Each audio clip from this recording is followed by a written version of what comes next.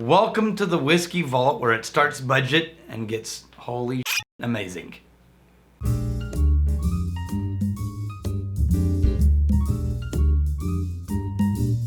Didn't Badcore, you magnificent bastard!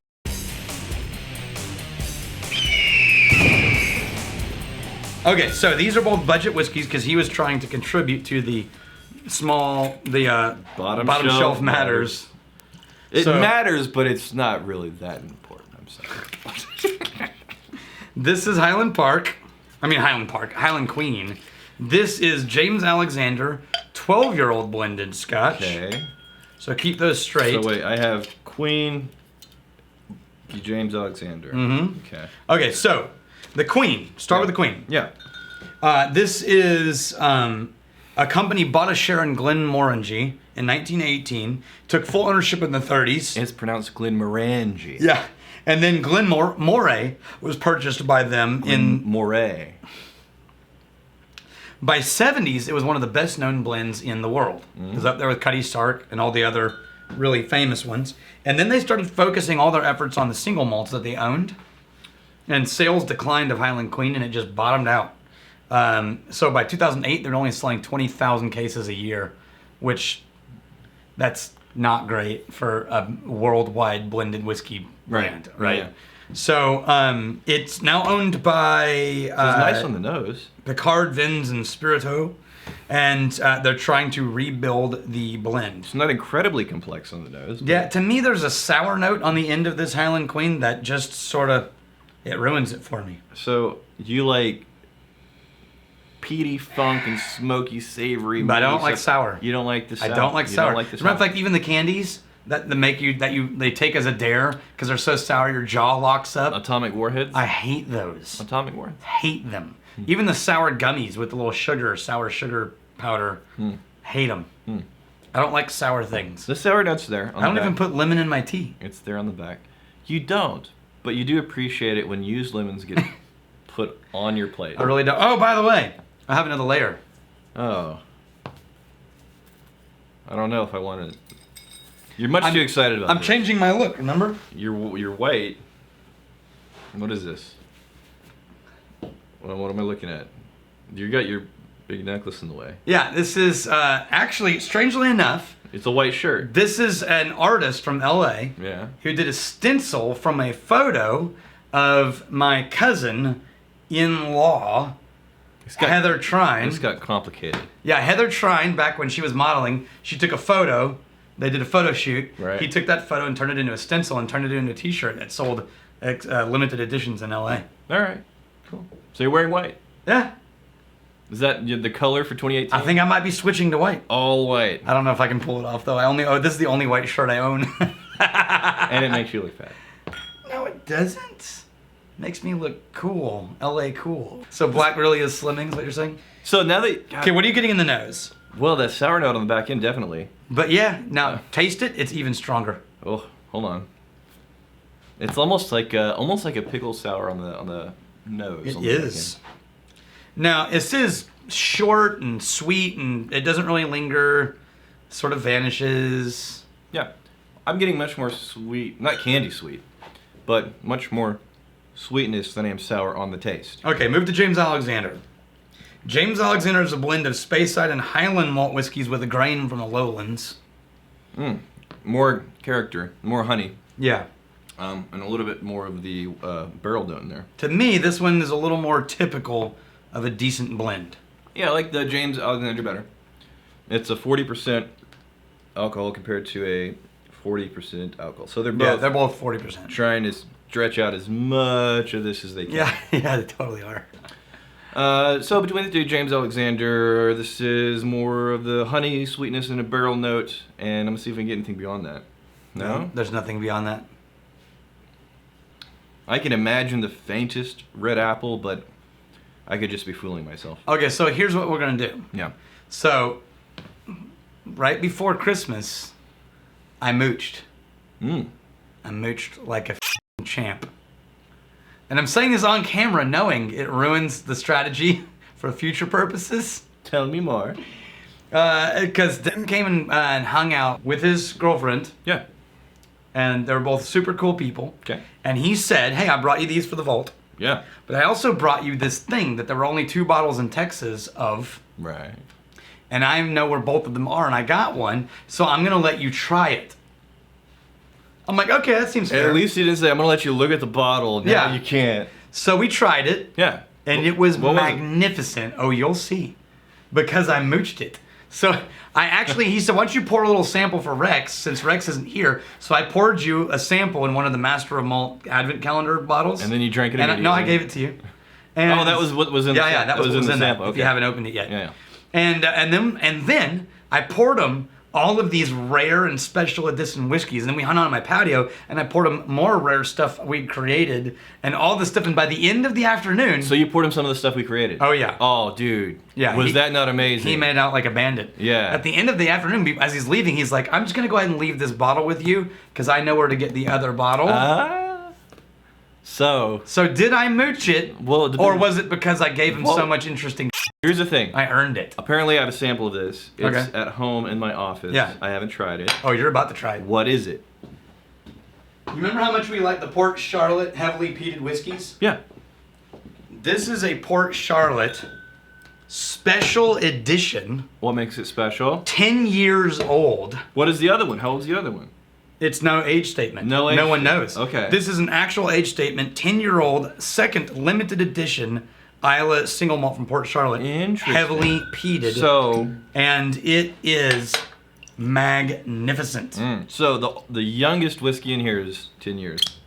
As a matter of fact, But yeah, I'll pull show it. you a comparison. You know it's happening. Thank you. You, All right. you know how the vault works at this point. Yeah. I don't even need to ask. no, I want to try it actually. This is the heavily peated Port Charlotte Man. no age statement. Are you ready? Man. So, I'm getting. I'm on the ocean. I'm on the seaside. I'm on the beach now. Dare I say, on a port? It's darker too. Is it? Oh wow.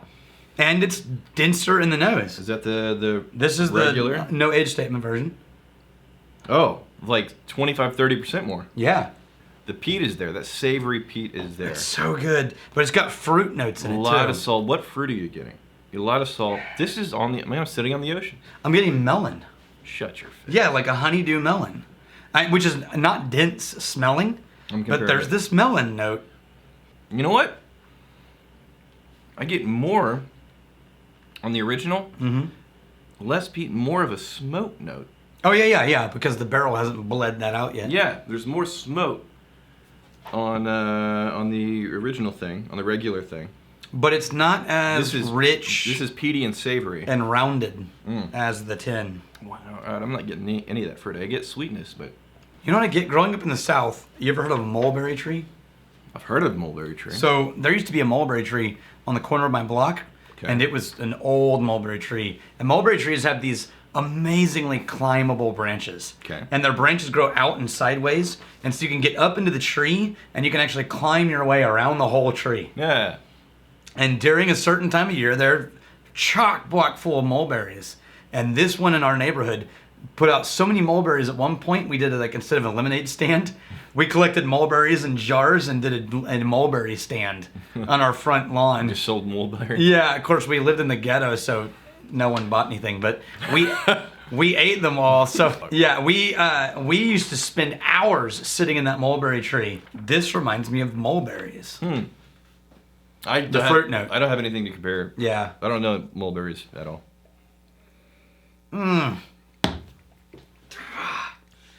Yeah. Thank you so much for leaving this behind. Awesome. I'm gonna pass on the fruit notes because I don't have any fruit notes that I can say. No need. Michael Connolly.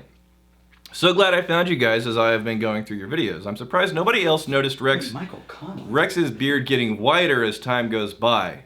Didn't know mooching was so stressful. I mean, it's a hard life. There's a Michael Connolly whiskey. You know, showing up here, drinking these whiskeys, I don't do it for me. You don't do it for the people? The people. And it's a heavy burden to bear. And I guess that just shows up in the form of a distinguished and matured Oh, you're going with distinguished, huh? beard. Yeah.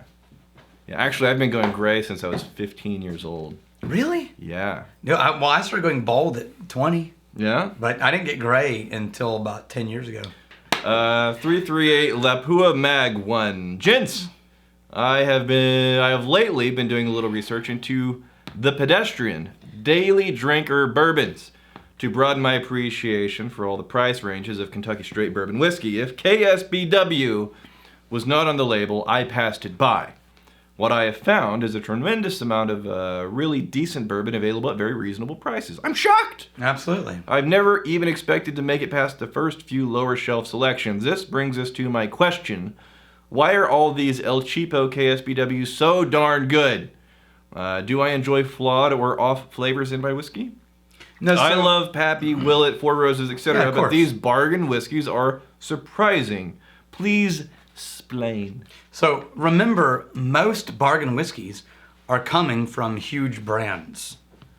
And huge brands have the production down to a fine art, right? I mean, it's just run. And so what you're getting from a budget bourbon is very often from a company that produces all the fancy shit you love. Right. And so it's being distilled and mashed, and all the important steps are following all the rules that even their fancy shit does. Yep. They're just bottling it younger and probably lowering the proof. And so, of course, it's going to be a good whiskey. Right. It's the craft guys that are trying shit that sometimes does and sometimes doesn't work. Right. And you end up with a cheap whiskey that isn't really working. Right. But you're not going to find that with most big brands. If they do a budget line, it's going to be at minimum drinkable. Right, and the thing to keep in mind is whenever you're a huge distillery, your main priority, if you have an incredible successful line, is consistency.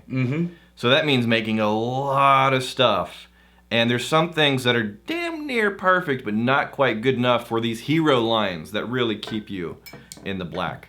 Yeah. Those things, go off into these other smaller brands. That's right. They're good. Charlie G. Hay, is it true? Another whiskey saint? Finally getting over my health issues. Oh, yeah. By the way, Charlie, glad you're better. Yes, indeed. And getting caught up on everything, so I'm just now seeing this. I would gladly welcome someone else into the exclusive club of Vault Whiskey Sainthood, as it gets a bit lonely up here all alone. It's lonely at the top. Though another donation will be forthcoming to cement my place as the first and best patron saint of whiskey. There we go. So here's something I want to tell you to end the video. Here's something that's been really exciting for me.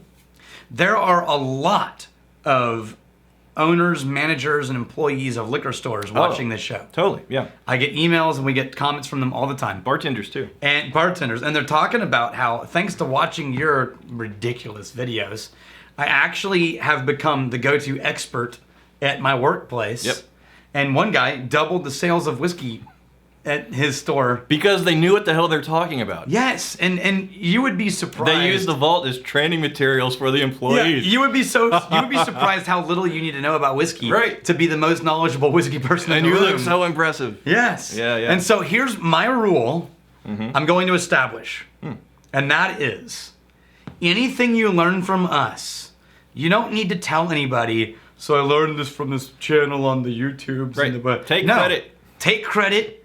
Own it yourself. Walk into the room and say, let me explain to all of you what I know about whiskey. Never give credit. Never tell them where you figured it out. Unless they're cool as If they're cool, then bring them to our tribe. Right. But you don't need to give credit. You need to own what you know, even if it came from us. How do you know these things? Because I'm just a awesome. Genius. I'm just a genius. Yes, that's all you need to say. Because, I mean, obviously, have you met me? Now then you pull the cool people aside and give them the YouTube channel then. Yeah. But, make that more exclusive. Right. No, and actually there was somebody, and it wasn't Peter, was it? It might have been Peter. Yeah, it was Peter. He said, do I need to tell them about your channel? Because you taught me all this stuff? And he said, or do I keep it secret and let it be my thing? And I said, Peter, keep it secret. Keep it safe. No, that's the rule. Anything you learn from us is public domain. Use it as if you came up with it on your own. Fair enough.